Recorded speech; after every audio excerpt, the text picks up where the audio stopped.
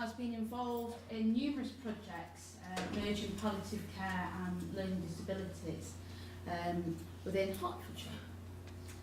So I'm not going to say anything else, actually. I'm sure you can do a lot better job with that. Thank you very much. Thank you. So welcome everyone.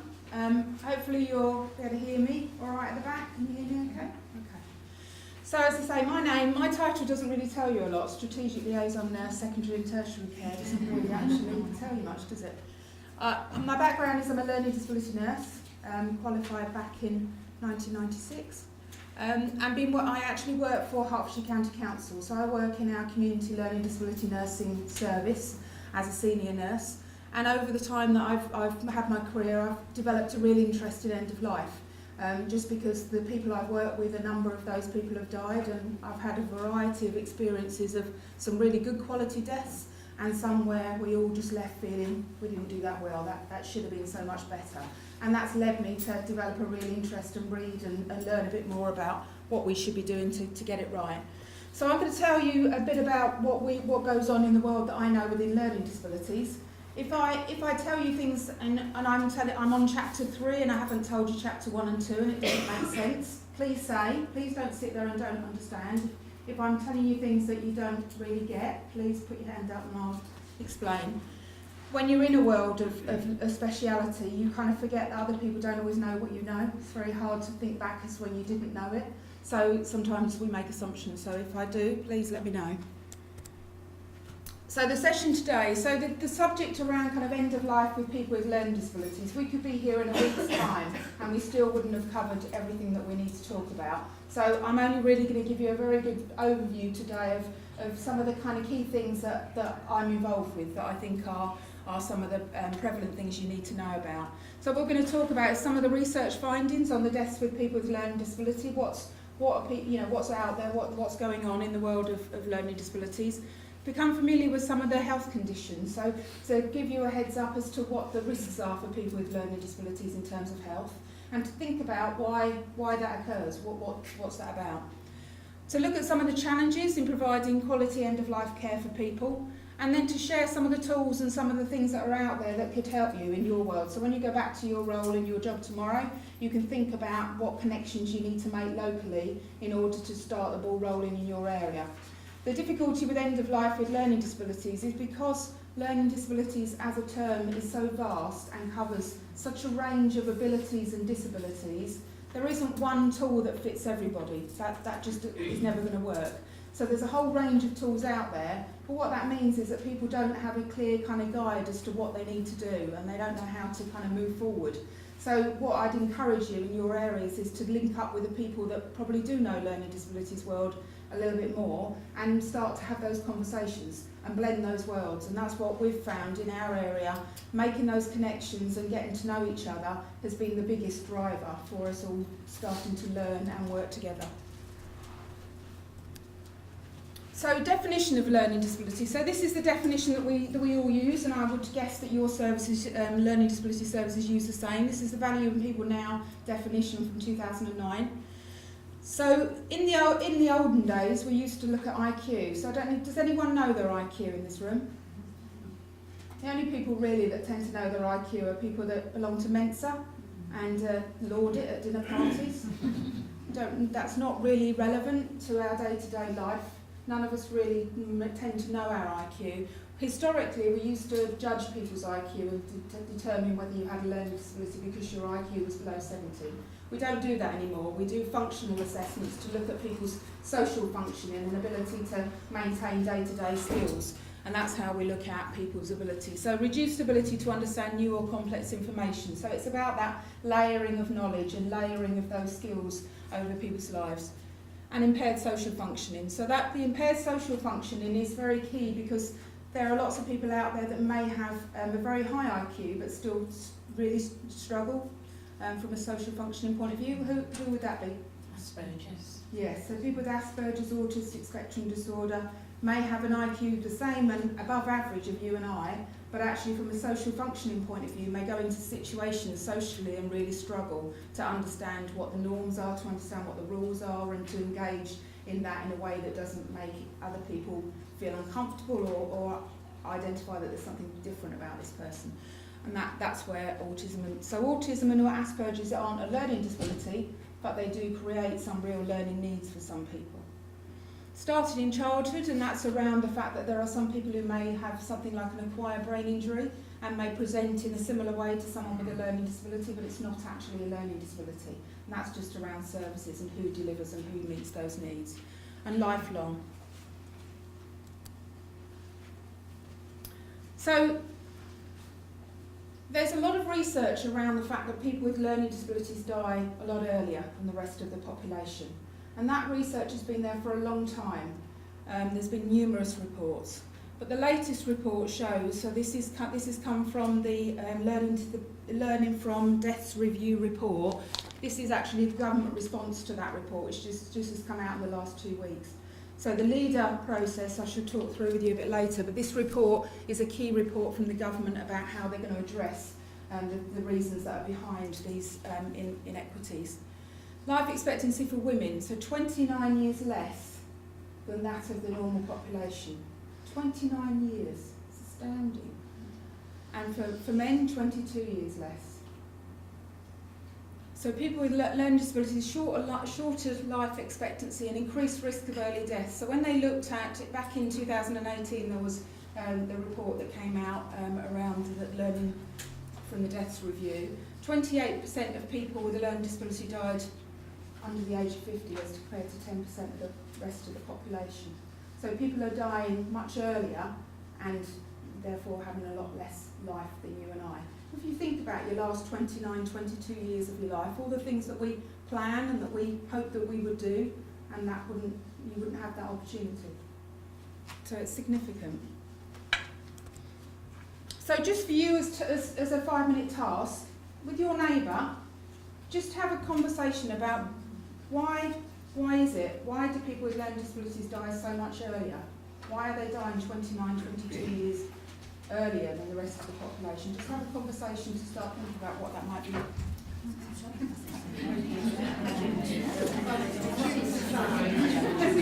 Think about your conversations. Difficulty articulating. If you're the person with a learning disability and you've got symptoms, difficulty articulating those to somebody who could be your advocate. Yeah. So you've got to get that message of whatever's going on for you in an understandable form to somebody else. Yeah. Screening. Screening? Yeah. What about screening? Well, some GPs and health professionals are really good, but sometimes, because that's my background, they're quite dismissive and you have to be really adamant and say, they're not right, it's not behavioural, they're not right, and a lot of GPs are a lot better now and will go through the tests and screen and everything, but some people will say, take this and clear off, or don't even bring them in. They'll say, oh, I can see it's hard work, don't bother bringing them in, just ring me up next time. Collect prescription. So what's that about? Why? Knowledge, I think it's sometimes GP, because I don't do much in the training, it's quite minute, people are fearful. Yeah. And sometimes it's very rare now, but it's like they're not important enough. So there's some fear in there about how to get it right, how to go about understanding and tackling and screening and investigating. It takes a long time for an appointment. You need like half an hour sometimes to even get somebody to get undressed or let them touch them and that sort of thing. Yeah, so it takes effort. Yeah. It's not just going to be a routine appointment like Mr. Jones down the road. It's going to take a bit of effort to get there. Yeah, and then there's an attitudinal thing in there in terms of values. Yeah. Other ideas? About capacity. Capacity assessments are key. It takes time and best interest decisions. Sometimes they take too much time. Yes. Personal hygiene, lack of personal hygiene, understanding how important it is to keep yourself. Yeah, so increased risk of infections and all those things that can lead, particularly sepsis, and we know sepsis is one of the high things for sepsis is skin infections. So yeah. I thought some social aspect, but only because I've read stuff about married men living longer, so people not, I'm not saying single people are going to die quicker or anything, but most people that I know with learning disabilities are in a relationship as partner any description and not have it, they live with maybe somebody of the same sex who they don't, they're not in a relationship, they have shared type of thing, or they live on their own. And something about that family unit. So so there might be something in there about mental well-being and how the people we connect with in life all affect our own mental well-being and not being lonely. And the risks therefore of mental illness and depression and all of those things. Poor compliance. Poor compliance. For what reason? Why would there be poor compliance? Lack of, well, we've got a couple of patients at the moment. One, he's got something wrong with his legs, but he won't let you look at him, he won't let you dress him, and he gets quite aggressive. Then we've got another lady who won't go for an MR scan, he can't. I'm looking for it, we can't get as well for him.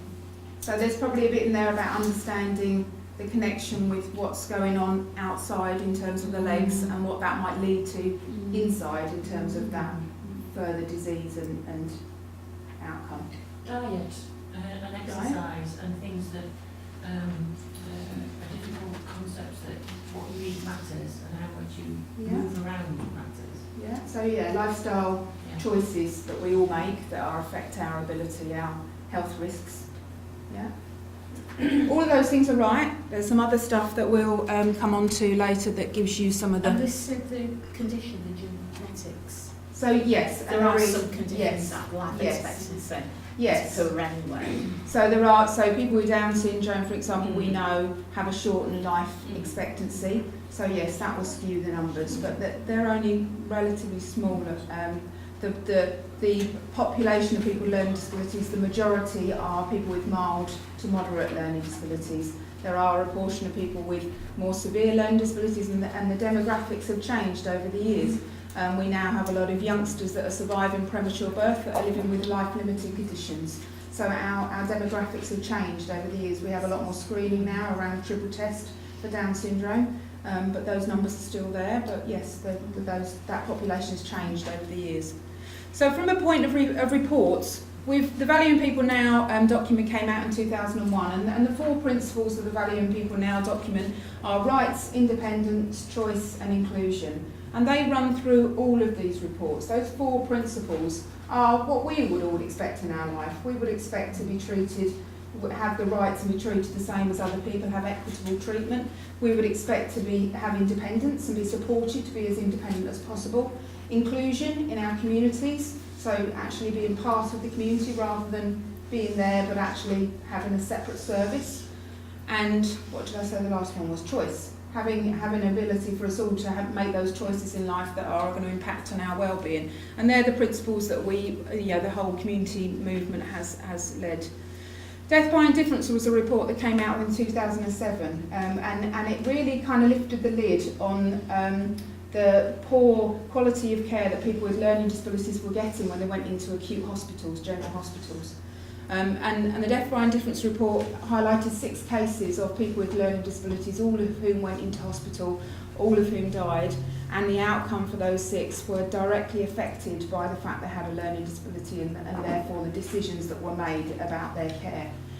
MENCAP thought that was just 6 isolated cases. What happened then was that back further on in 2012, there was another report that came out called 74 and Counting, and that was 74 cases of families that have gone forward to MENCAP to say, I read that report about those 6 cases, and I think my son, daughter, brother was also treated in a similar way. So MENCAP thought it was an isolated, but actually it lifted the lid and it brought forward a lot of examples where people have gone into acute hospitals. And I don't for 1 minute think it's just people with learning disabilities. Any of you that have been in an acute hospital any point in the last year as a patient or as visiting can see the pressures that acute hospitals are under, and can see that anyone who is vulnerable and hasn't got an ability to shout and speak up and advocate for themselves is at risk, because the pressures that they're under are such that is the life, that is what we're dealing with day in, day out.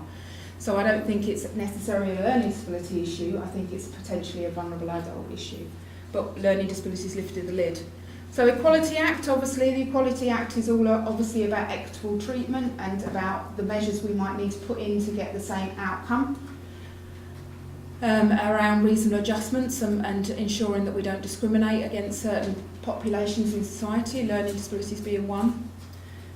There's been further reports, so the confidential inquiry, the report in 2013 was a report that actually analysed some of the care that people in hospital were receiving, to look at had we come anywhere forward from the 2007 report. And what the confidential inquiry looked at was that they picked 5 trusts, acute general hospital trusts across the south of the country, and they looked at the 290 odd deaths of people with learning disabilities that they'd had, and they did some direct comparisons around the outcomes for people who went in with particular health conditions, someone with a learning disability, somebody without, what were the outcomes. And that's where we came up with the information around the age difference of people that are dying with learning disabilities. And that's what's led to us doing more analysis about what's that about. The Learning Disability Review report came out in June time this year, because as from the 1st of April last year, we all, across the country, there's a responsibility for all deaths of people with a learning disability to be reviewed. So every death has to be reported to the University of Bristol, and the University of Bristol coordinate. There's a leader programme in every part of the country, and there's a leader steering group, and you'll have someone who's chairing that steering group. So in your area, you'll have a steering group, and you'll have those reviews should be going on now. It started last year, and everyone is on board now. So you need to find out who that board is and who those people are. You need to think about, from a learning disability review point of view, is that something that in your role you would be able to contribute to? Because those deaths need to be reviewed. Everyone with a learning disability that dies has their death reviewed. And it's not investigating, it's about looking at what happened in that death, and were there things there that went really well that we need to be doing more of? Or are there things that were barriers, that became blocks and barriers to delivering good quality healthcare at the end of someone's life? And if so, what do that action group need to do about that? What do we put in to try and get rid of some of those blocks and barriers? So it's actually converting it into the here and now. What happens in your area for people with learning disabilities, and what are the barriers to getting that correct care?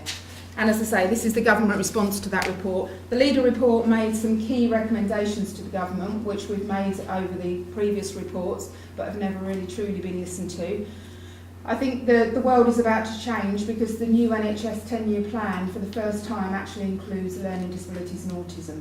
So I think there's going to be some key recommendations here from the government about what we need to do differently, and I think finally there will be some changes that will hopefully improve. So the themes from these reports, so as I say, 4 key principles that come through from valuing people. The Death by Indifference report, I highlighted this phrase, the fatal complacency. There seemed to be, and I think there still exists in some places, a belief that because you have learning disabilities, you are just going to die earlier, that's a fait accompli, that is what's going to happen, and that we all seem to be unable to stop that. Certainly the research doesn't show that at all. There are key genetic risks that people with particular conditions might have, but the actual having a learning disability itself isn't what kills people, it's the risks that are attached to having a learning disability, and therefore the actions that come from that. Diagnostic overshadowing. So it's very clear in the cases of death by indifference that diagnostic overshadowing, is that a phrase you've ever heard? Diagnostic overshadowing is where if you read a letter about a patient and it lists all the conditions that they have, the diagnoses that they have, your brain is already programmed that when that person walks in, you are likely to attribute what they're presenting to the diagnosis they already have. So there was a report done, similar for people with mental health issues. There was a report done that looked at the incidence of gastrointestinal cancer for people with schizophrenia, and they found that it was much higher in people with schizophrenia. Now why would that be? Why would having schizophrenia? Medication might be a key part. But why, because you've got schizophrenia, are you more likely to get bowel cancer, gastric cancer? Anxiety, that sort of. No. Because when those people presented to say, I think there's physical changes happening and I've got symptoms, what was identified was that you were becoming hallucinated. It was part of your schizophrenia. That actually, because you already had the schizophrenia, that you were imagining those things. You were starting to become delusional.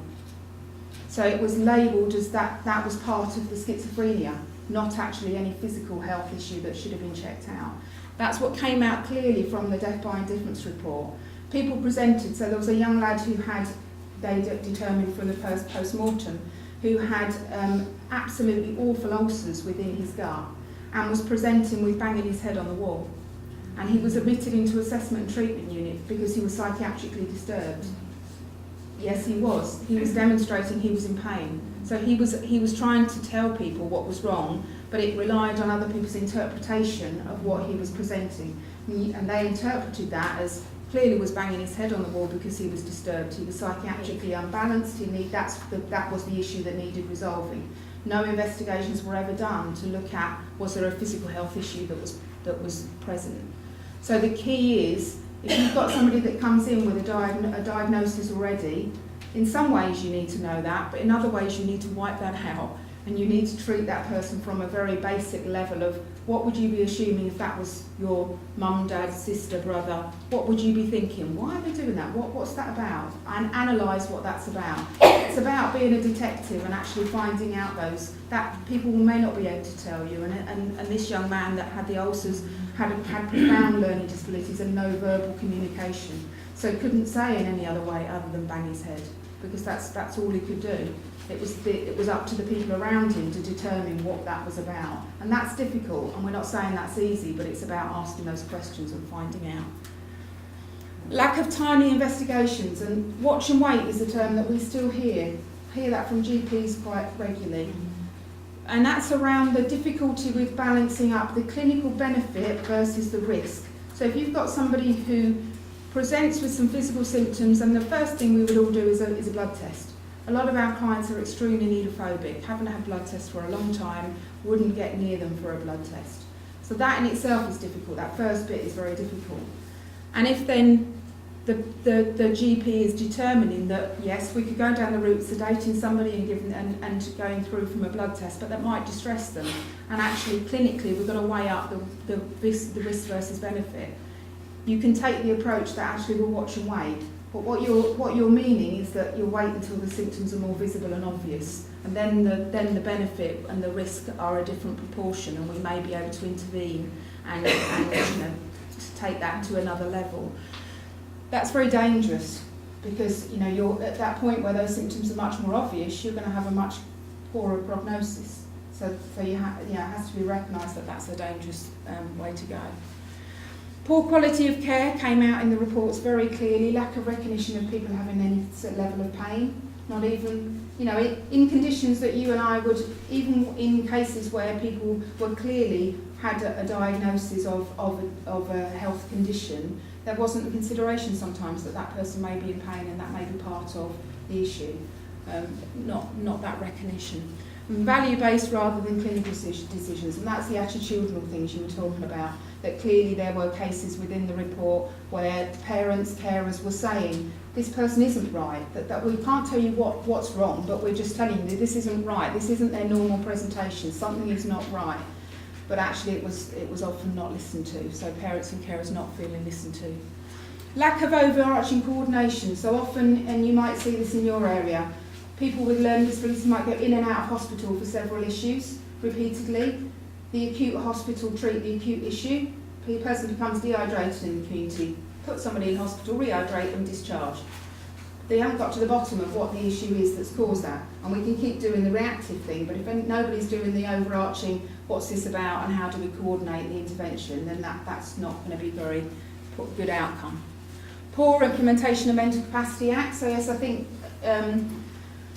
in my experience, from a medical point of view, a lot of medics know the law in terms of how the Mental Capacity Act works and what they need to do, but how to actually sit down with a person with a learning disability and carry out that assessment might be something they really struggle with or not comfortable with or very nervous about doing, particularly where you've got family carers there who people feel even more scrutinised by sometimes.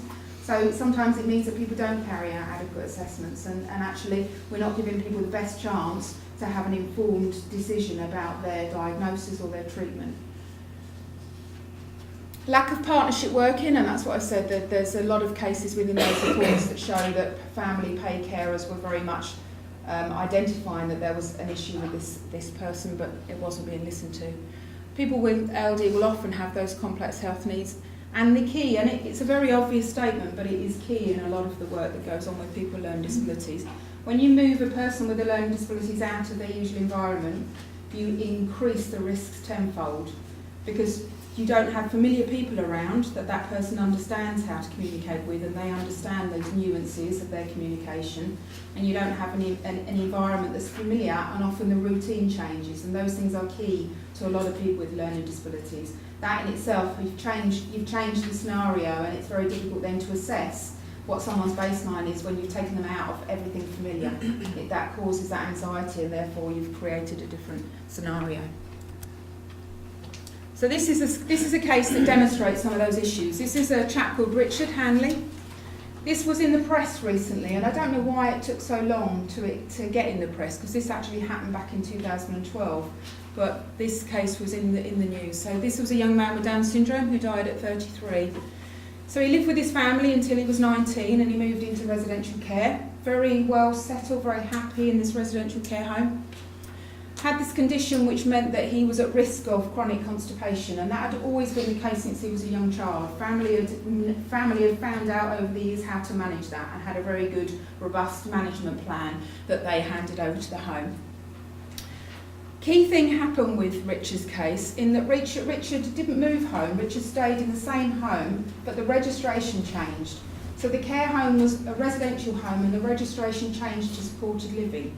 And that seemed to change people's attitude about how they cared for people, in that it seemed to make people think that suddenly people had freedom and choice, but actually they didn't do anything about educating and giving people the right information to make those decisions. You can't say someone has capacity to make an informed decision unless you've given them the right information as to what the consequences are. So if somebody wants to live on Coke and cake and crisps, they might understand that. If they don't understand the consequences of that to their health, that's not actually a choice. They may be going to the shop every week and buying that, but if they don't actually understand the impact of that, that's not an informed decision. The carers felt that the strict diet that he'd been on, that his family had introduced, and that the bowel management programme that they had in was no longer necessary, because it was supported living now and people had choices. Flawed, I would say. Taken off the diet, reduced the bowel monitoring. He also had some medication changes, and one of the medications that was introduced had a significant side effect of constipation. Key part in that wasn't really thought about. Richard was admitted into hospital, became unwell, admitted into hospital. Distended abdomen, one doctor noted that he was the size of a woman that was 40 weeks pregnant. So huge, distended abdomen. Surgery to intervene, bowel obstruction, 10 kilograms of faeces removed from Richard. And that wasn't all of it, that was just what they could remove.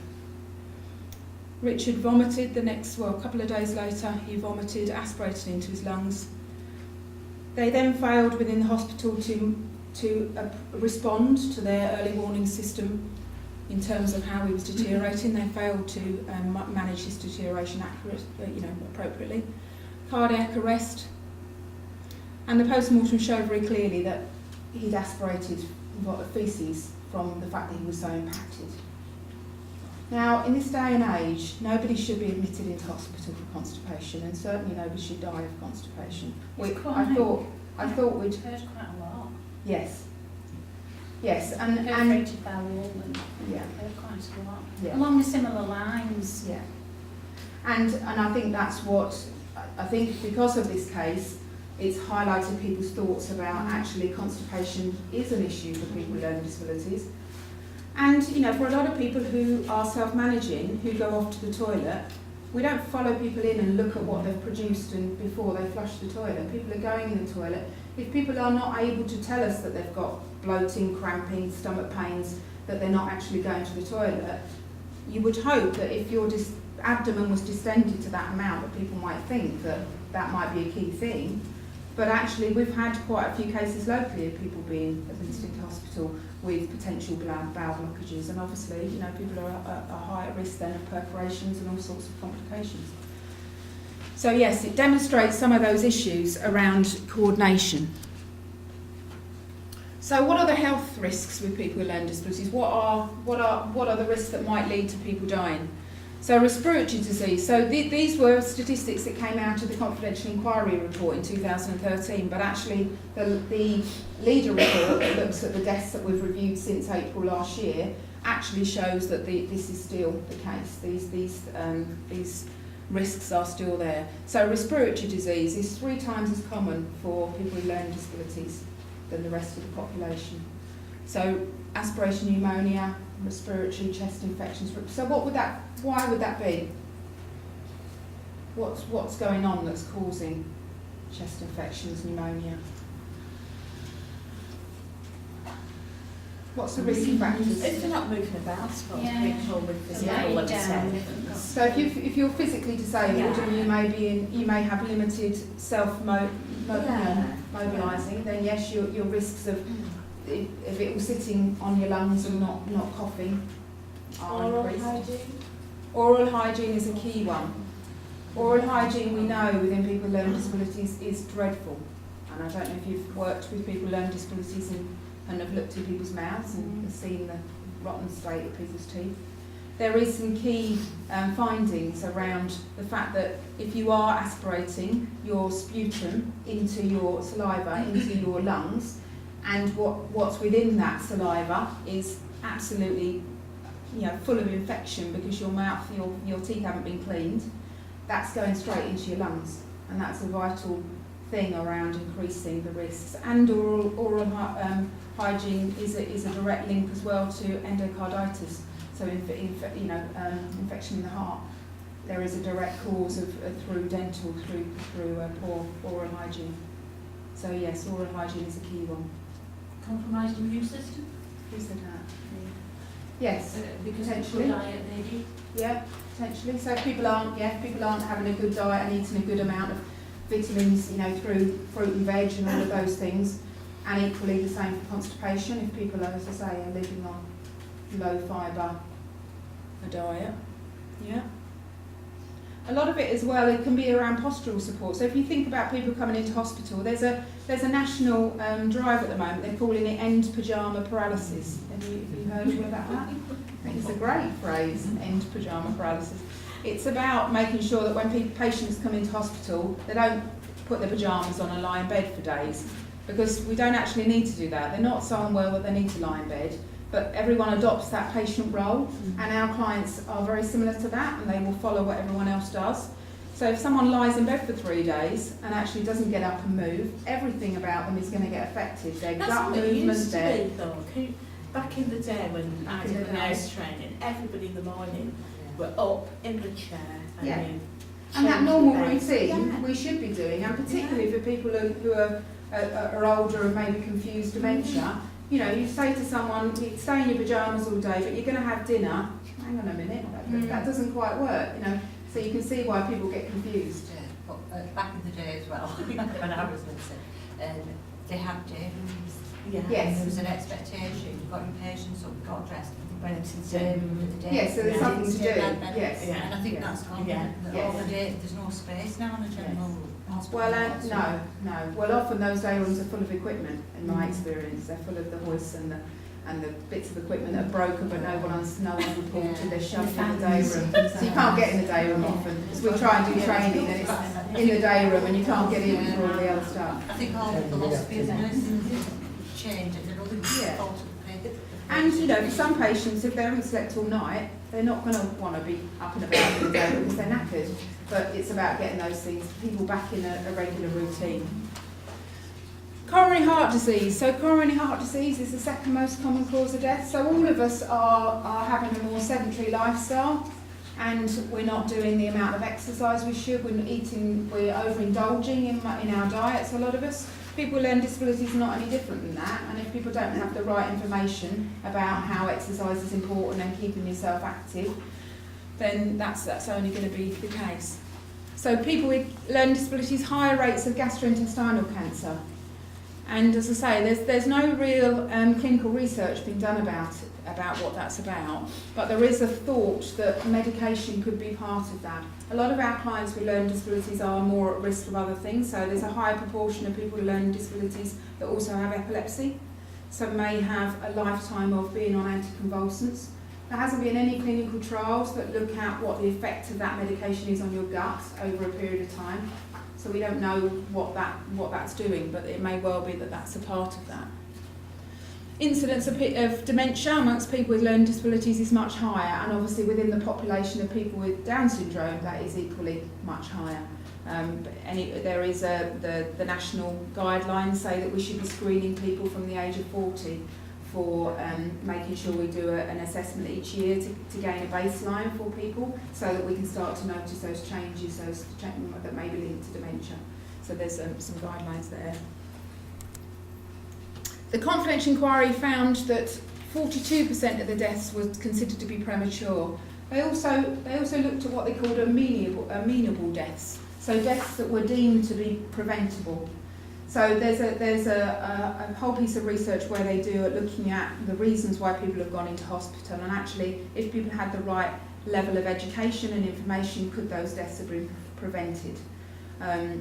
So, any deaths around smoking, it's obviously from a public health point of view, it's making people aware of the consequences of that and trying to prevent those things. And a large portion of the deaths of people with learning disabilities were deemed to be amenable, in that had people received the right information in the right way, in a way that they could understand and embed into their life, then some of the choices that people were making would have necessarily changed the risks.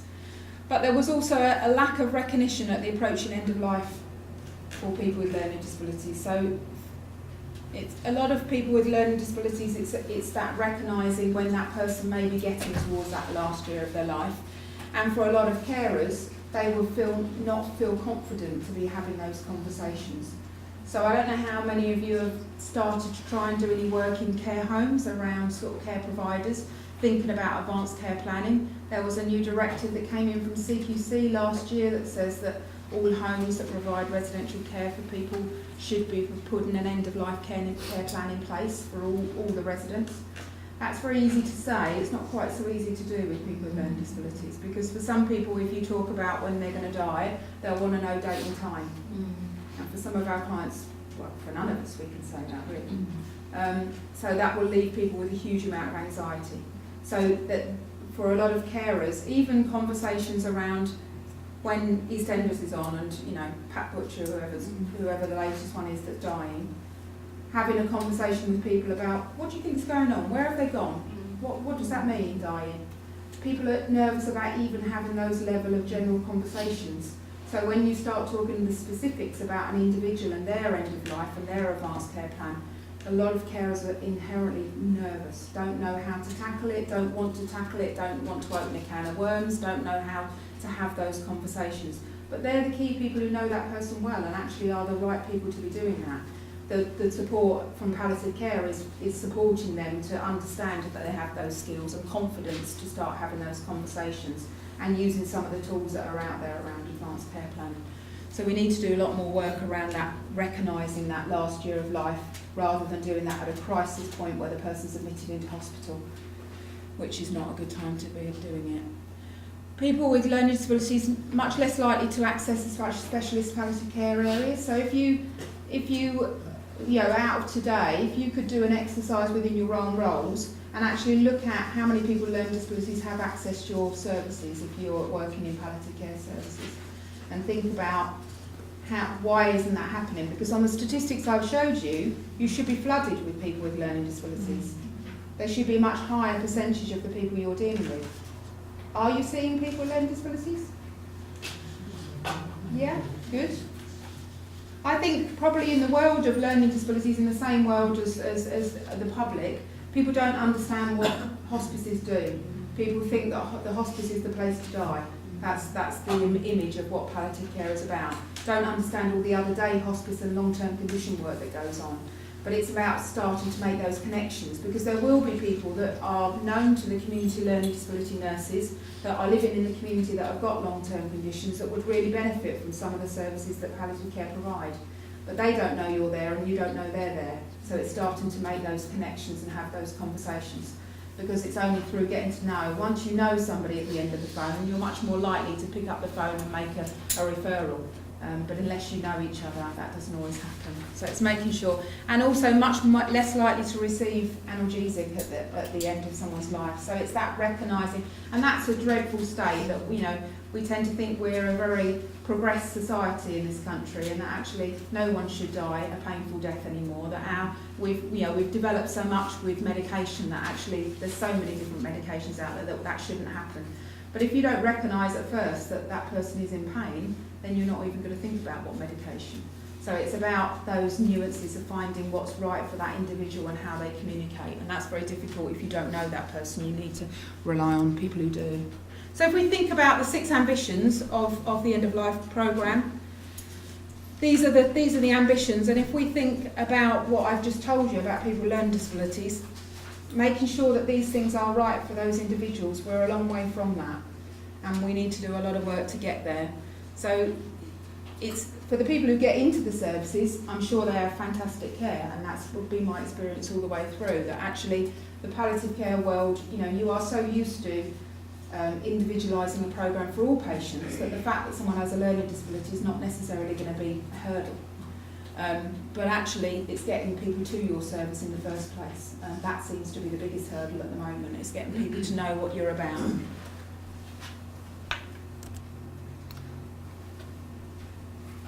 So yes, issues about why they're so low. So people understanding what the palliative care services do and what they can offer.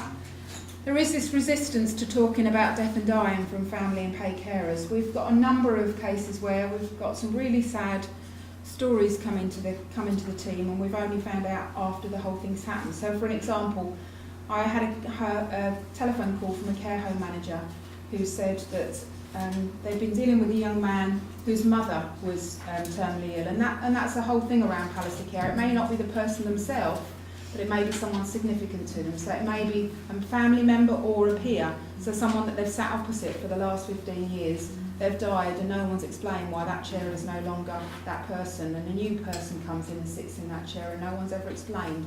A lot of our clients are terrified of going to hospital, and I don't blame them, because people go to hospital and don't come back.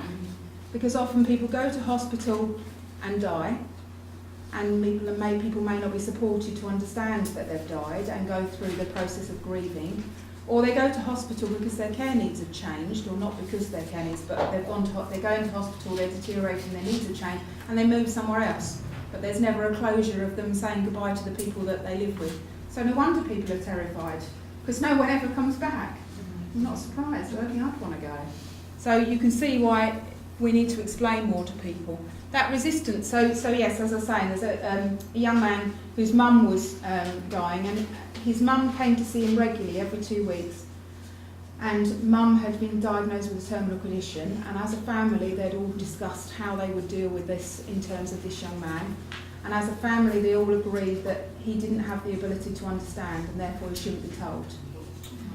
So as mum deteriorated, she got sicker and sicker and came less and less, and he still stood at the window waiting. She came at the same day, the same time, every 2 weeks. So he would stand and wait.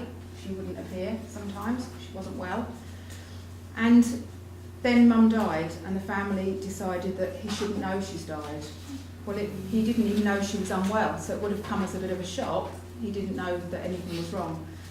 Then they didn't feel that he should go to the funeral because he wouldn't understand.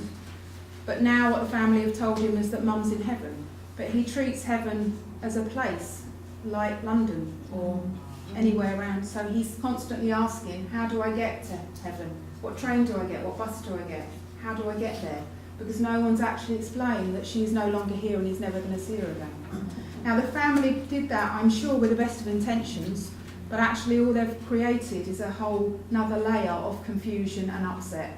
It hasn't prevented him from being upset. He was going to be upset whatever you did.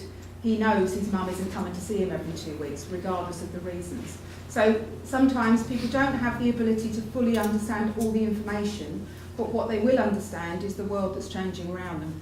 So if it's themselves that is feeling unwell, or other people that are in their lives, things will change with those people and that routine, and that's what people will know, and that's what they'll be confused about. So we can't hide it from people. You know, it's going to be clear. People will make their own assumptions. For him, he feels very abandoned by mum because she's not coming. She's never going to come. But nobody can explain to him why, because now it's such a mess that it's very hard to undo that mess.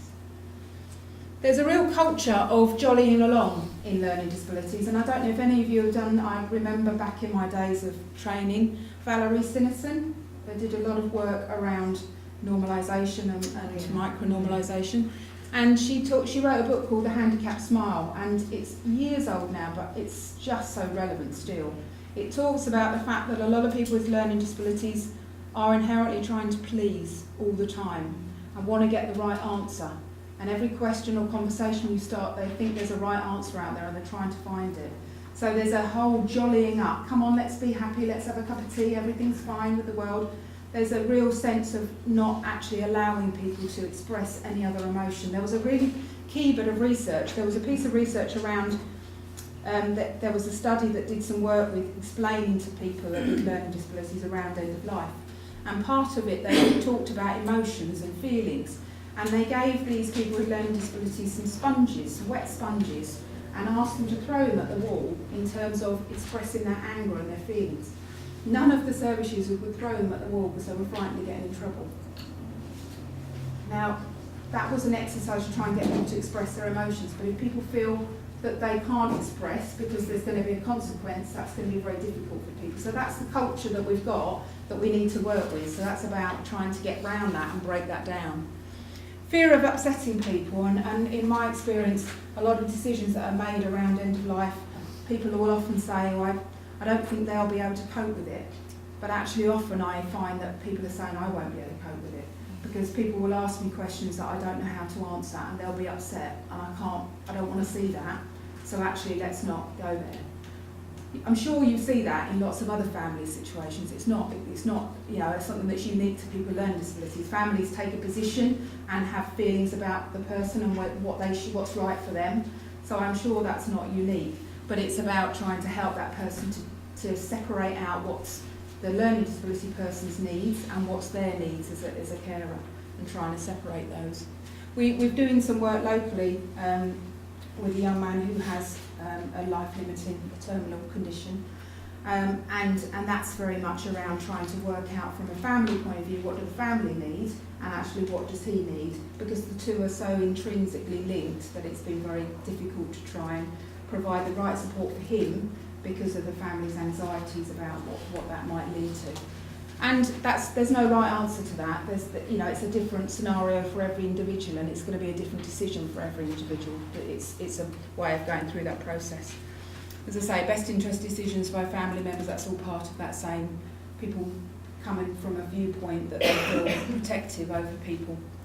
Paid carers, often young and may not have the skills and emotional maturity to know how to introduce. A lot of carers that I work with within care providers may have never even seen a dead body, may not have dealt with anyone in their own life dying, but yet we expect them to deal with people with learning disabilities and their deaths, and also manage the people around them and support them that they've lost someone, that their peer. And that's a lot to expect. That's to expect that emotional resilience and ability to separate your feelings and see what somebody else needs. That takes a real level of emotional maturity, and that's a big expectation. And not all our carers are up for that, and need a lot of support with that.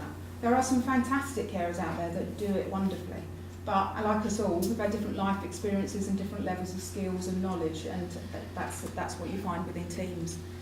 You also have some cultural issues within that sometimes, so you have people from different cultures who have very different views on life and death and their role in that and what they feel is the right thing to do. And sometimes it's just around reminding people that actually, as a team, we all need to make a united view on this and all buy into that. We can't individually make our own choices to do what we think.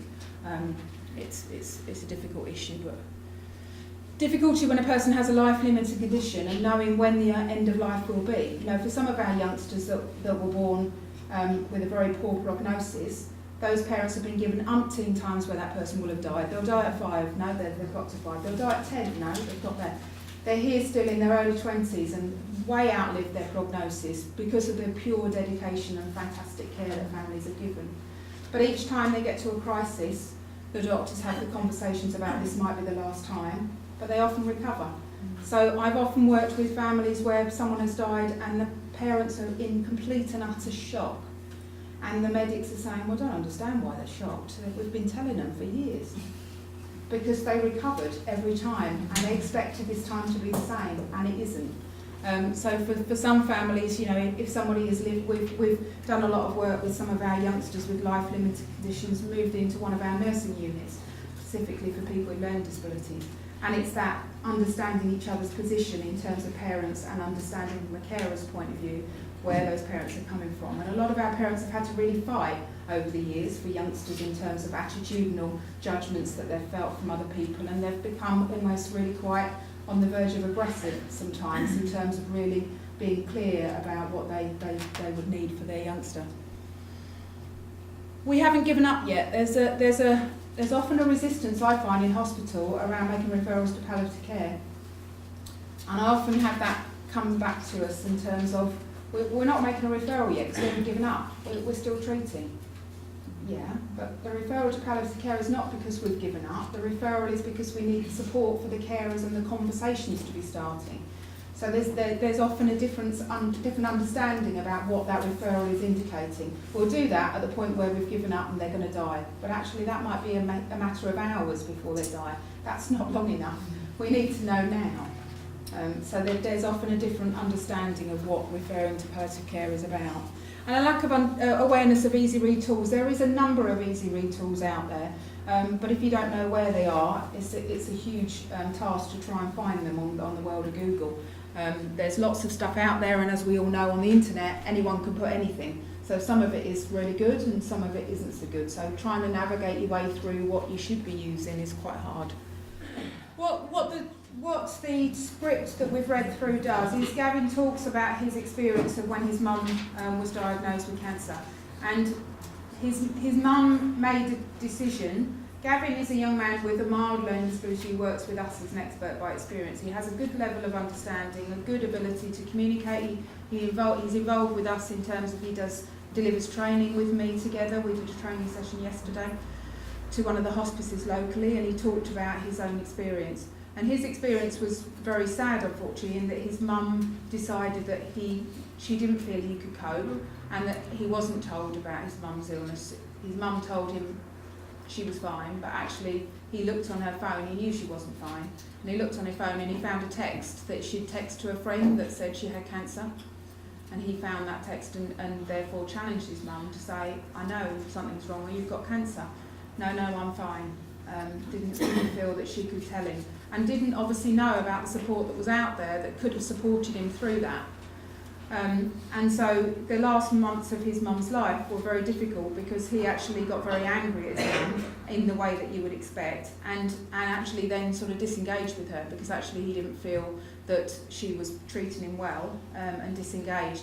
That when at the point where she was actually dying, his nan sat down with him and said, you know, you really need to patch this up with your mum because your mum is actually dying. You need to sit and talk to her. And he did then have some final words with her at the end.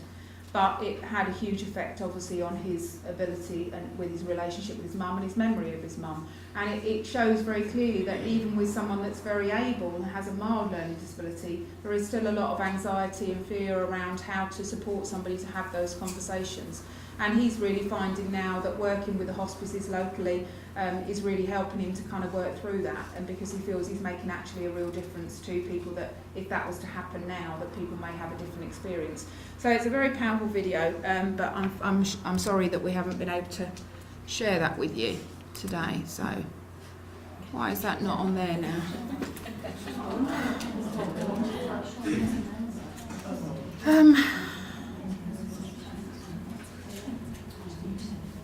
Oh, did you? Fixed it. Okay, so the whole issue about whether actually you disclose news to people with learning disabilities, there's been lots of debate over the years for all of the population about whether we disclose news or whether we, and I know, you know, from a palliative care point of view, it's very clear that we don't mislead people, we don't collude, we don't lie to people, we tell people the truth. But actually for some of our clients that's very difficult to know whether that is the right thing to do, because it's the impact of that. So if you leave somebody with that anxiety about they're going to die and you can't answer the questions about where and when and how, actually that anxiety can be more destructive and distressing to people than the actual knowledge of what you've told them. So it's a very difficult thing to know. But Irena is she's announced on Twitter yesterday, she's the first professor in the world who's been made a professor in intellectual disabilities and end of life. So Irena works at, I'm not going to try and pronounce her surname, I know her well and she's told me many times but I can't remember it. She's Dutch and I don't speak Dutch very well. So, but Irena is a professor at St George's Hospital in London, a research fellow into end of life, and she's done some fantastic work about how we need to work with people with learning disabilities around end of life. And actually she's developed, there's a whole book around breaking bad news, and this is a model that she developed that's around how you would start to think about whether breaking bad news to that individual is in their best interests, and helps you through that kind of framework in terms of those best interest decisions. So it's a really useful book. She's also written another book that's around 13 lives, and she did a long piece of work where she worked with several people with learning disabilities who were given an end-of-life diagnosis, and she documents their life in terms of the work that she does with them towards the end of life, and it's a very powerful book. So she's done a lot of work, and she's a great asset to the world of learning disabilities. So who and what's out there? So I don't know how much you know about the services in your local areas around learning disabilities. Do you know what's out there? Who's out there? Good. Aha! I knew there was one of us in there. One other of us in the room. Good. So what I'd like you to do, if you don't know who your local teams are, is actually find out and start to make those connections in terms of who's who and finding out what you do. You should have within your teams, how they're set up is different all around the country. Every area has learning disability nurses in a different place. So they're either joined up with a local authority or they're joined up with a specialist learning disability trust. How does it sit in this area? We did used to be joint. We sort of got a bit divorced from the council. Right. We now Fell try to out. come back together. Right. The MCO. Right, okay. But we know that the social workers, care managers really well. We work in the same office as the South team, three teams in Manchester. Right, okay. Good. So find out who your local colleagues are, and start to make those connections, because you may find from a palliative care point of view there may be people that you are both working with, but actually you didn't know each other were working with each other. You know, you didn't know that you existed. So it's just making those connections. Acute Liaison learning disability nurses. So acute liaison nurses are usually employed by the acute hospital trusts, and their role is about ensuring that when someone with a learning disability goes in hospital, that the learning disability doesn't get in the way, that hospital can provide good quality outcomes for that person, deliver the healthcare needs that they need, but get around some of the issues around mental capacity, some of the things that can block. So one of the cases that was in the Death by Indifference report was a young man called Martin Ryan. And Martin was in his early 40s, had Down syndrome, went into hospital, suspected that he'd had a stroke. So he was deemed nil by mouth with his swallow, because we needed to assess whether that was safe. He was in hospital 26 days, and in those 26 days he didn't receive an ounce of nutrition. So he received IV fluids all the way through. He had nasogastric tubes in to give him the food and fluids that way. He didn't understand that nasogastric tube was what he needed to eat and drink, so he kept pulling it out. Trying to recite it, he got very distressed. The decision about putting a peg in wasn't made until day 21. By day 21, he was clinically not viable for surgery, and he died after 26 days. Now, I'm sure none of those individuals in that case meant that to be the outcome, and there were people that were by his bedside day after day jumping up and down saying we need to do something. But it's that overarching, what's the plan for this person, and making sure we're not lurching from day to day, that we have a clear plan from the beginning and that we follow that through. So the issues around Mental Capacity Act for Martin became the blocker, because people didn't know how to assess whether he had capacity and how to make a best interest decision in a timely way, which is why it wasn't done until day 21, which at that point we set him up to fail. So those things need to be done in a timely way, and acute liaison nurses are there to do that. So in Hertfordshire we have a slightly different model than the rest of the country. We have deliberately chosen for those acute liaison nurses to be employed by the county council in the same way that our community learning disability nurses are. So our acute liaison nurse team sit within the local council alongside our community nurses and our social workers. So it means that when people are heading into hospital and becoming unwell and needing increased support from the GP, our community nurses let us know. We can then do some work with the hospital in terms of this person is heading your way and this is what we need to do as a plan. We can then make sure that when they've been in hospital they're supported, and when they're out we pass that care back to the community team, and that information gets passed, and so it's part of a wider journey rather than a snapshot.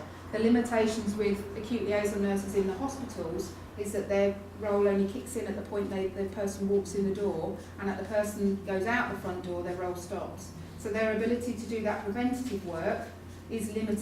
They can just be reactive in terms of this person's in again for the third time in 3 months, this person's back in. With the work that needs to be done is out in the community to prevent them coming in the first place. But that's the limitation with acute liaison nurses. Not to say it can't be done, it's about those connections again with the community teams and the community nurses to make sure that that's there.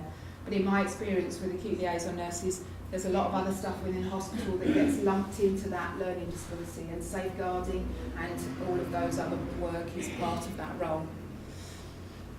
So social care teams, obviously in your sort of area, your social care teams may not be directly living with you, but actually you will have social workers out there. There's some real key documents that have come out from palliative care from the government around the fact that, you know, we've got social care staff that are managing people around their ambitions and their goals in life, and actually we need to involve them in that advanced care planning process. That we've got reviews going on, we've got lots of opportunities where people with learning disabilities are having those discussions, but in my experience locally, those discussions don't have any connection with end of life. And that's a piece of work that we're doing locally around our own workforce to make sure that actually we're thinking about end of life. There's a really good DVD out there that called We're Dying Well, no, We're Living Well but Dying Matters. And for any of you who haven't seen it, you can look at it on YouTube, it's out there. And it talks about the change model that they've developed, that's about ensuring that when people are well, we talk about dying, rather than when they're in hospital in a crisis and talking about dying. And that's the same that we're doing for lots of patients. So, you know, there's lots of ideas around like respect documents, the treatment escalation plans. There's a lot of thoughts about we should be having those conversations very early, not at the point of a crisis. And so the change model looks at us at doing some workshops, and we're doing some locally, leaving life workshops, and we talk about, you know, bucket lists, and we help people to think about how do they want to be remembered, and what things. People often concentrate on the practical stuff about funerals and what you want to be buried in and those things, because they're concrete, they're solid, we can get hold of those. But the other stuff about kind of how you want to be remembered and what you want to achieve in life and all those ambitions, they should all be part of that advanced care planning. But people don't always know how to go about. But it's better to do that at the point where people are fit and well, because otherwise people think, why are they talking to me about this? Do they know something I don't? You know, what do you know? Why are you suddenly talking to me about dying? So it's making sure that you connect up with those colleagues. Speech and language therapists, you'll have some really good speech and language therapists out there in the specialist trusts that are really key in terms of communication and helping you to understand what that person's level of understanding is and communication. You can't possibly start to introduce something to somebody if you don't understand what their level of ability is in terms of how much information they take in visually, auditory, lots of different ways that they can do those assessments and give you some good pointers about how you would communicate in the most effective way. So they're a really good bunch of people to get to know. And family and pay carers, so there is a whole bunch of resources out there, and I'm going to give you some of the links. But it's giving people those tools so that they can start to familiarise themselves and get the confidence in having those conversations. In my experience, paid carers would see that advanced care planning as being something that's very much a palliative care role. But we know that can't possibly be your role, because the number of people, we know within Hertfordshire, we have, if you work on 2% of the population, which is what we would expect, people with learning disabilities is around about 2% of the population. So for Hertfordshire, we know of 4,000 people with learning disabilities in Hertfordshire. But if we worked on the population, we should have 20,000. So there's 16,000 people out there that the local authority don't know about, because they're people that probably have a milder learning disability that wouldn't feel that a learning disability team have got anything to offer.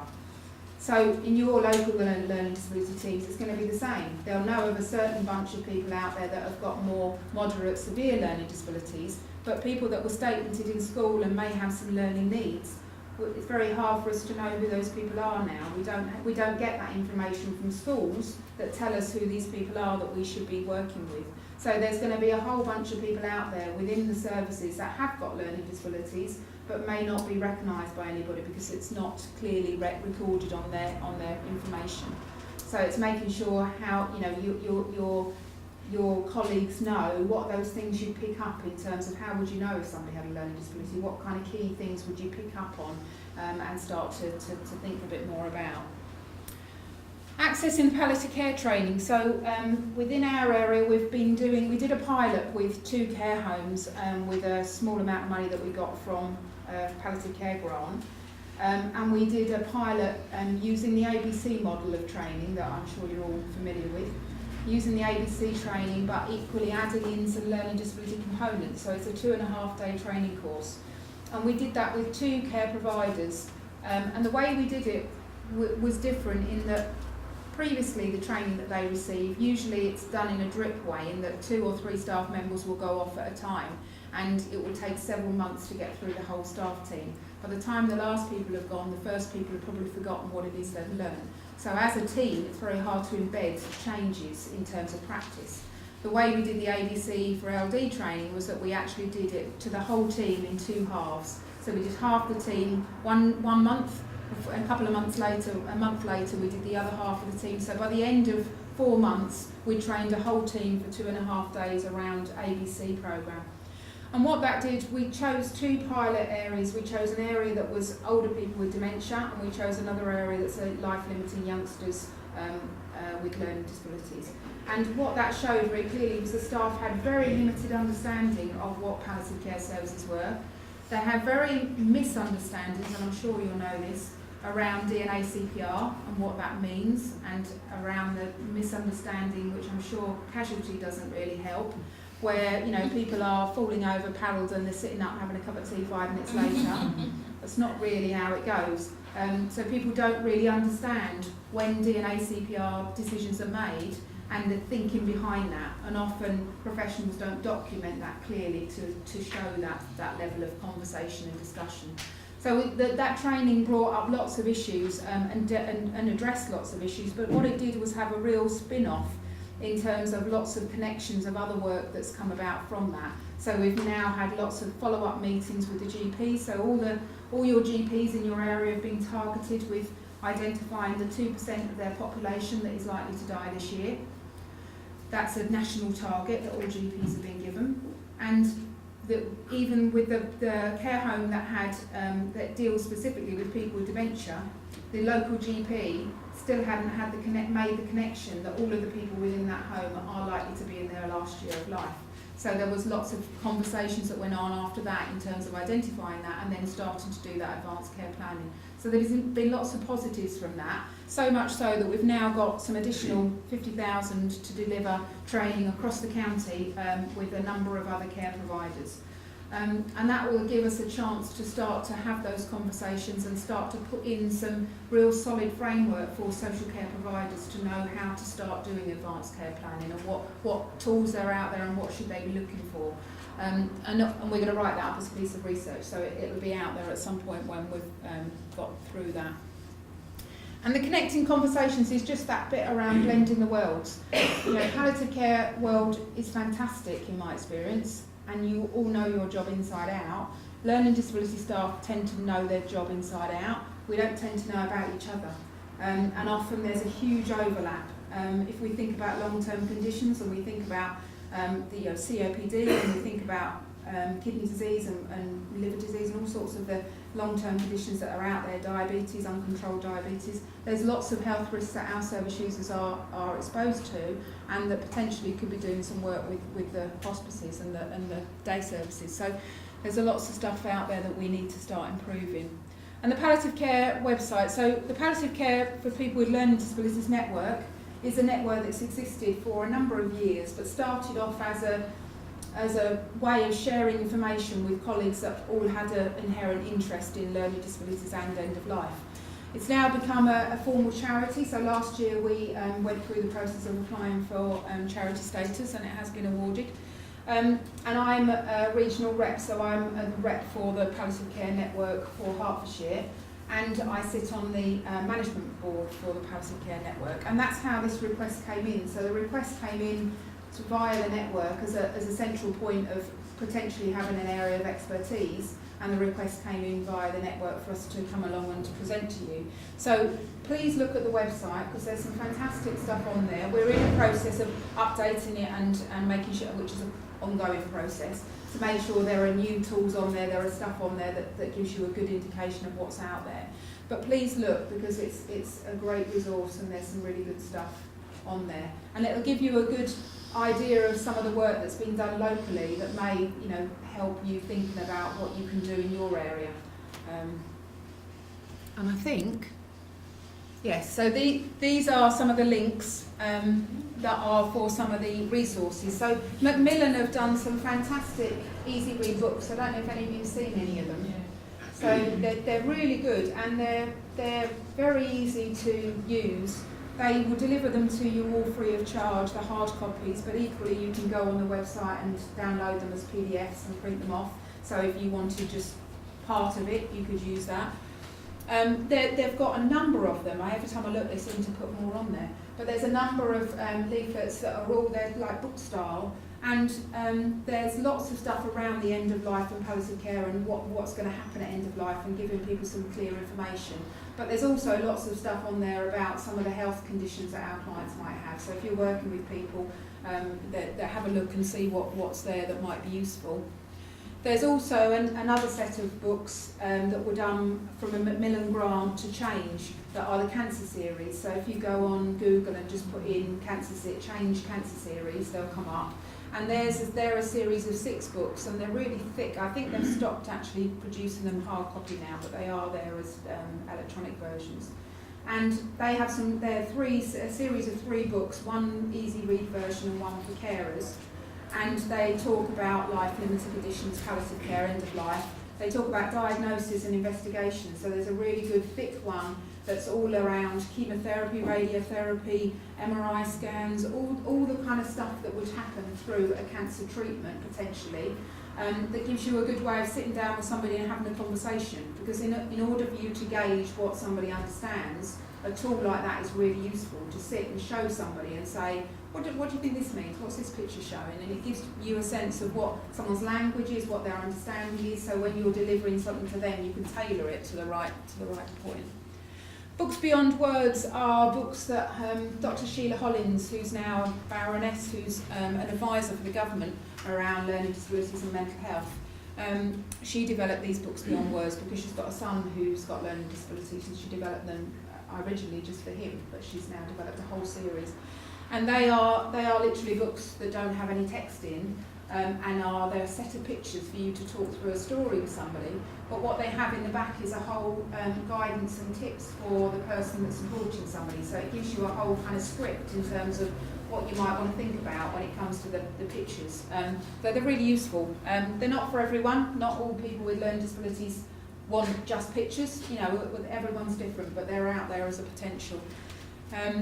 There's lots of stuff on YouTube around end of life and people with learning disabilities. There's some really good, as I say, the Living Well But Dying Matters is a good one. But there's lots of stuff on there that other people have done. So there's, you know, video clips are quite useful in terms of getting people thinking and just generating some conversation at a team meeting, just getting people to kind of challenge what they know. And Marie Curie have done a whole bunch of tools. I think they were recently just awarded an award for them, I saw on Twitter. They've done a whole bunch of tools, and there's a learning zone. So there's a whole learning zone in Marie Curie that talks about learning disabilities and gives you some really good kind of headline stuff about the kind of things you might need to think about as a team. So there's some good resources there. So that's all from me. I've talked at you for long enough, I think. What is the time? 2:30. Slightly short because the video would have taken up some of that time. So has anyone got any questions? Is there anything that I've said that doesn't make sense or that triggered your brain? Can I just ask you what the ABC is? I might know, but... The ABC programme is one that it was funded. It's a national programme that was funded through Palliative Care. It's a 2-day course that goes through, I haven't got anything with me that tells you, there's 8 different modules, and the modules are all around kind of, there's some general stuff around communication and identifying a person's needs. There's then the stuff around it. They traditionally used to deliver it, I think, mainly to healthcare professionals, so there's some stuff in there around end-of-life medication, there's some just-in-case stuff, there's stuff around DNA CPR, there's advanced care planning, there's mental capacity, it's a whole range of kind of tools really that if you were doing work with people around end of life, but it was always delivered mainly to older people within nursing homes. It's never been something that was delivered to care staff for learning disabilities. So the core of it is fantastic. What it delivers as a programme is really good stuff. So what we did is add on the additional things. So we added on some work around understanding, you know, the difficulties with explaining end of life with people with learning disabilities. We added on some things around complex grief because what comes clear from some of the referrals that we get in through the adult disability team is that some of the ways that people are demonstrating it are quite clearly through trauma and loss, but people think that that's something different. So someone's had a significant loss in their life, or they've had a significant change, they've moved, their health has changed, and the person is demonstrating that, but sometimes that comes in as a referral because the person's displaying challenging behaviour, or they're just trying to communicate. It's not actually, it might be challenging to the paid carers, definitely, but it's about understanding what that's about and unpicking that. And often those referrals were around loss and bereavement. So within Hertfordshire we actually have our own loss and bereavement service that's delivered by a psychotherapist who does a lot of work with individuals with learning disability, but also in a group setting. But he also does some work with ours, so if we have a traumatic death where someone's died suddenly, he will go and do some debriefing work with staff teams to kind of talk that through. And he actually also supports our acute liaison nurses. We have regular sessions for our acute liaison nurses because the number of people that acute liaison nurses support, the high number of them die. It's very wearing as a nurse. Even though intellectually you know what you're doing, the fact that a high number of people that you work with die, it's very emotionally wearing. So we have as a psychotherapist who delivers bereavement work with our acute liaison nurses as well. So yes, the ABC programme is kind of an accredited, validated tool that Palliative Care use, but it's an adapted version that we've done for LD. Anyone else have any questions? Or comments, or does it make sense? Really, because my question at the beginning sort of highlighted partway through about recognising that somebody's got a learning difficulty if it's not been identified on the referral. Yeah. And one of the key things, and it's within the recommendation here, which I hope happens, but one of the recommendations within the government's response is that we all have different care systems, recording systems, and they don't all talk to one another, so that actually other people may have some key information that may not come through to you.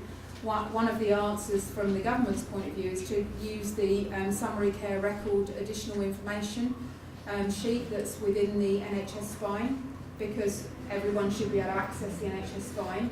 And if anyone then was to go into A&E, for example, whatever, as soon as that person's clerked, whatever's on there will pull through to them in terms of that information. So what they're asking all GPs is to ensure that on that summary care record, the person's information is on there, and if that person has any history of cognitive impairment for any reason, then that should be on that summary care record. Would that only be accessible by NHS health services? At the hospice we're on a different system. Yeah, and that's part of the problem everywhere, is that we all have different information. What we've done locally is that we've, certainly with our Acute Trust, we've shared all of our records of our 4,000 people with learning disabilities with the Acute Trust in terms of the elderly flags. What it doesn't address is some of the people that are out of county, commissioned, but in your local patch. So for all areas, they're going to have people that are not care managed by us financially, but are in our patch and under our GPs. So there's no right answer. Whatever system you try and implement is going to be difficult. But it's about getting to know your local colleagues in terms of who they know that has learning disabilities. There's also some work that I'm doing with the East of England Ambulance Trust, because one of the cases that we dealt with a while ago was highlighted that this gentleman was in supported living, supported by Herts County Council as we were the provider. But he became unwell one night and he phoned the ambulance, and the ambulance triaged him. And what the ambulance told him was that you need to keep this call free, this line free, you mustn't make any calls. He took that literally in that he didn't call his carers and let them know that he was unwell.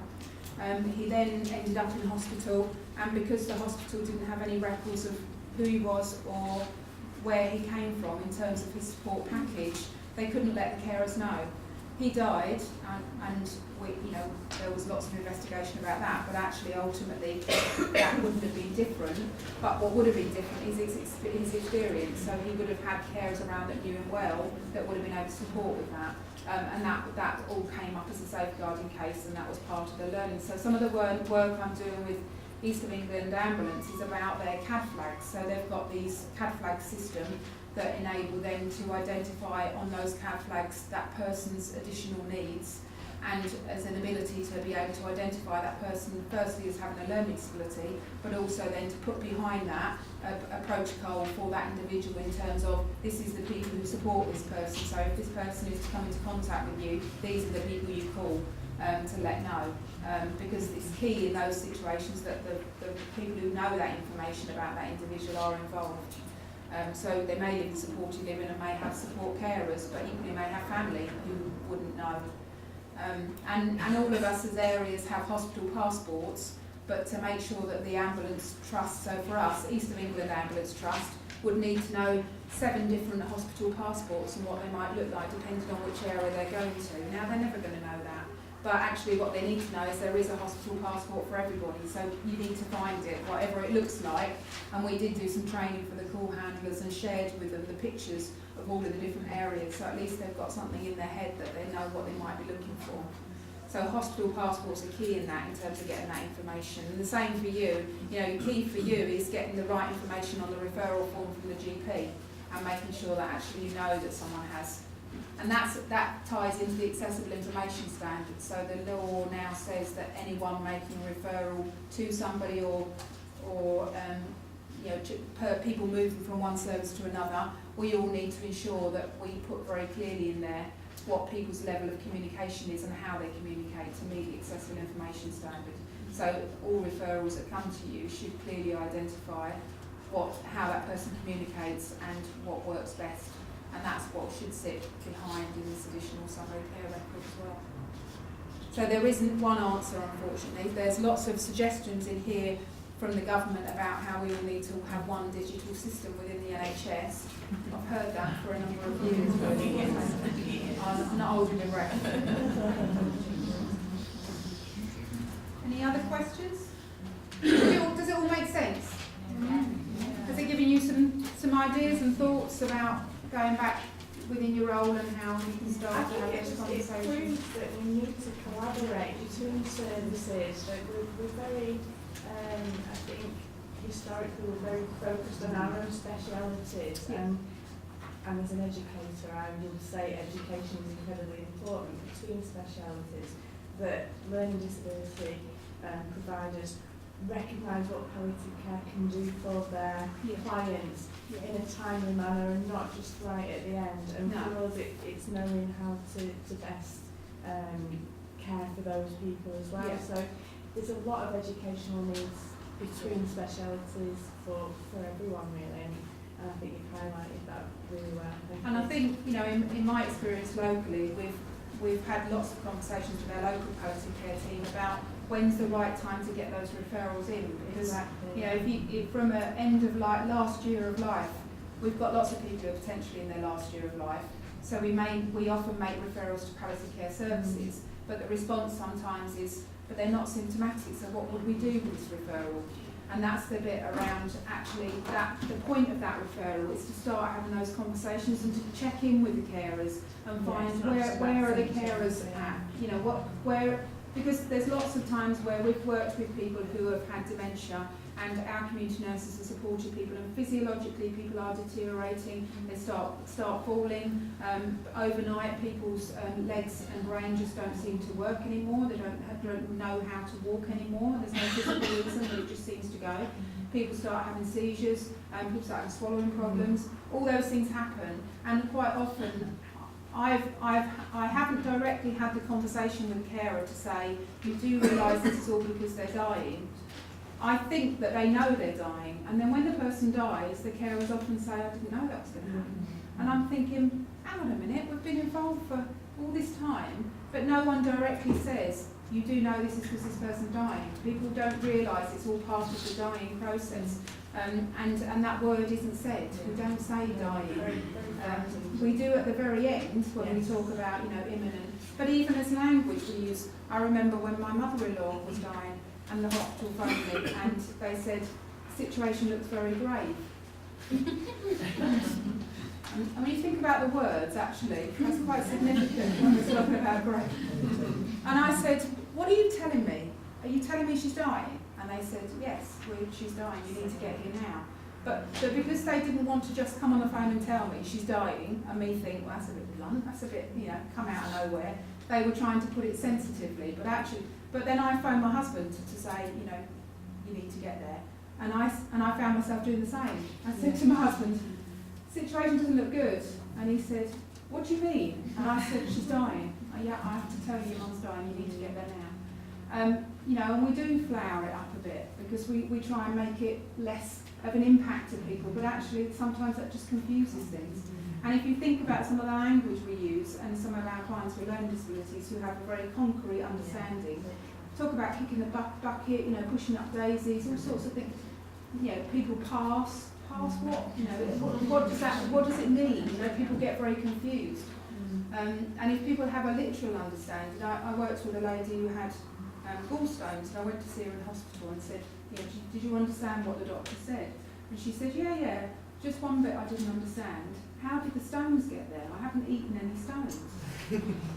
So she understood the words, but actually the words didn't mean anything because she understood stones as being the things on the ground. So when the doctor said, do you understand? She said yes, because I know I've got stones in me. I don't know how they got there, but so she thought she'd understood, but actually she got different understanding. So, you know, language is very difficult to know, and we all sort of fudge around that because none of us are very good at being clear on death and dying.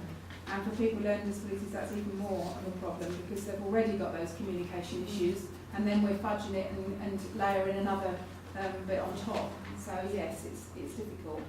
And that's the bit about getting to know the people who does know that person well, to know what they understand by language.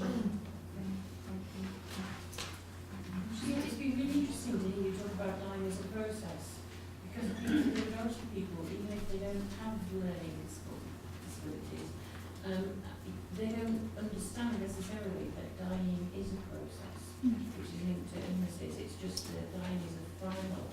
It's not something that happens over time. No, and I suppose, I suppose a lot of us would like to think that we would just drop down one day and that would be it. That actually that it would be that sudden. Yeah, but for the majority of people, it isn't that. The majority of people, their health deteriorates and people start to show. And clinically you can assess that. So when we think about the prognostic indicators, which is also, the language is so difficult. When you talk to carers about prognostic indicators, it's hard enough to get the words out for them to understand what that means. But if we think about, dementia and some of those key things we're looking for, and hospital admissions, 3 admissions in 6 months, all of those things, they're key things. But that's a clinical risk, but it's not the here and now, day in, day out. And people, we don't talk about people dying in that way as a process. We talk about symptoms, and we try and do it into chapters. But then maybe that's something we need to think about addressing as a cultural norm in terms of living well and healthy living. Is about. And that's very much what the hospices are trying to change it to, isn't it? That actually the hospice isn't about dying; it's about living well. It's about living with your condition. And that's where, from a children's hospice point of view, the cultures are so different. So we have a lot of youngsters who have life-limiting conditions who go in and out of children's hospices for respite all through their young years, but then come to 18 and there's nothing there. So children's hospices, that focus is very much about living, and it's about, fun stuff. It's about, the health stuff kind of comes at the very bottom of it. It's about getting out and doing things and living life. Adult hospice culture isn't quite there in that same way. So, that's not what it's set up for. So if we try and blend youngsters with life-limited conditions into respite, into an adult hospice, you can imagine some of those parents would go into that environment and think, this isn't for me, this isn't it.